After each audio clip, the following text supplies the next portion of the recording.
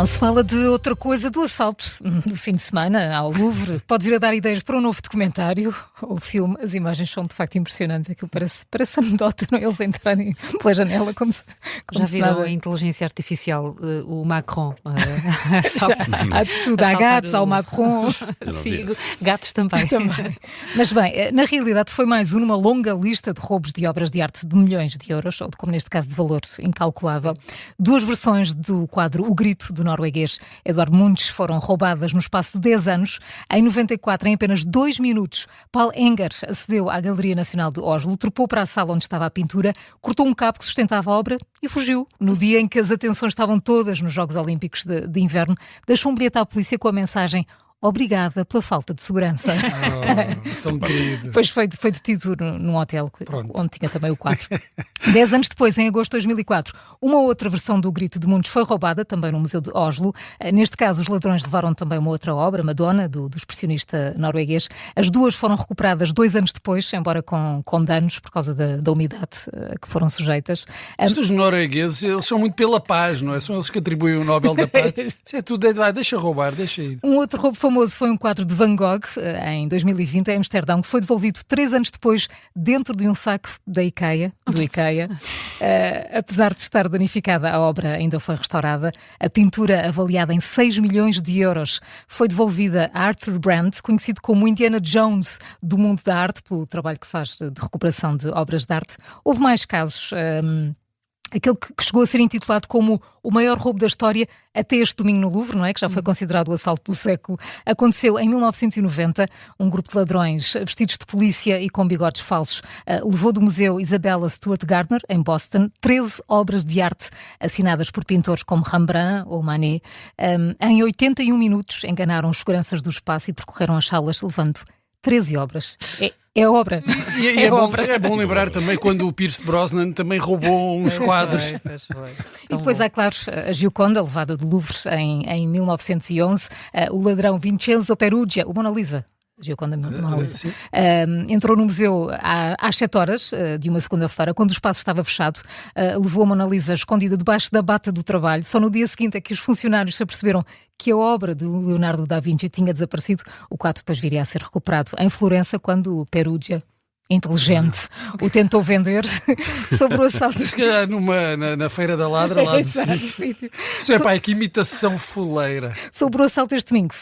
Os ladrões continuam em fuga e as peças por encontrar. Ainda não se pode fazer o documentário. Ainda não. Vamos ver o fim disto. Não pensa no dia seguinte, isto é, o que é que eu vou fazer com isto, não é? Sim, era o que falávamos ontem ou no outro dia. Exatamente. Lá está. É muito provável que em alguns casos seja para consumo próprio só. Ou já tenha destino. Ou já tenha destino, claro. Porque o que é que vais fazer com aquilo? Sim, não vais vender, de facto. Mas mesmo para consumo próprio é o amor à arte, de facto. Há uma diferença de atirar tinta para cima de uma obra de arte, para um quadro. Não é? Não, antes roubá-lo. Gostam muito. Até lá em casa. Eu adorava sem umidade. Sem umidade. Olha, eu vou falar aqui de um assunto de que se está a falar muito nos meios internacionais.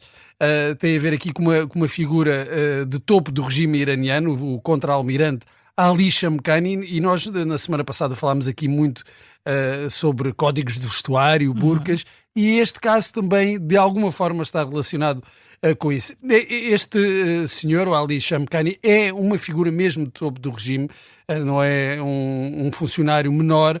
Foi ele que conduziu, por exemplo, as negociações sobre o nuclear com os Estados Unidos e também a aplicação de regras mais restritivas para mulheres e raparigas iranianas, e defensor de medidas mais severas, por exemplo, contra manifestantes que criticam o regime. E o que é que acontece?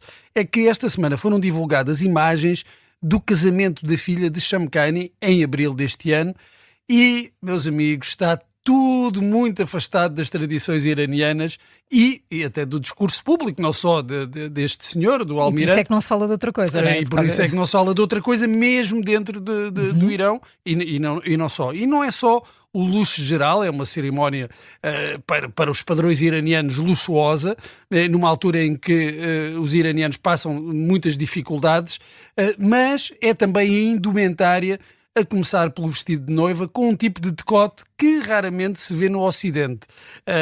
E também não usa véu, e não é só a noiva, também outras convidadas, a começar pela mulher do contra-almirante, que também tem assim um decote, digamos, generoso. Há outra questão, é que o pai, ao contrário do que acontece na tradição iraniana, em que os noivos entram juntos, o pai levou a noiva ao altar. Portanto, tudo contra as tradições do país. Houve, claro, comentadores políticos, antigos combatentes da guerra contra o Iraque, que vieram exigir a demissão imediata de Shamkhani, e na imprensa surgiram vozes a apontar a contradição entre aquilo que os mais altos responsáveis do regime pregam publicamente e exortam o povo a fazer, e aquilo que depois é o comportamento na sua vida privada. Estamos a falar desta figura muito importante do regime. É ele que representa o Ayatollah Khamenei num novo Conselho de Defesa Nacional. Já foi Ministro da Defesa, e em 2020 os Estados Unidos até impuseram sanções ao almirante e aos seus filhos, que são detentores, a família é detentora de um vasto império naval, com cargueiros petroleiros que levam o petróleo do Irão para a China e para a Rússia, e tem sido a família acusada de beneficiar das sanções comerciais impostas ao país. Bem, é mais um daqueles casos, bem prega Frei Tomás, faz aquilo que ele diz, não faças aquilo que ele faz.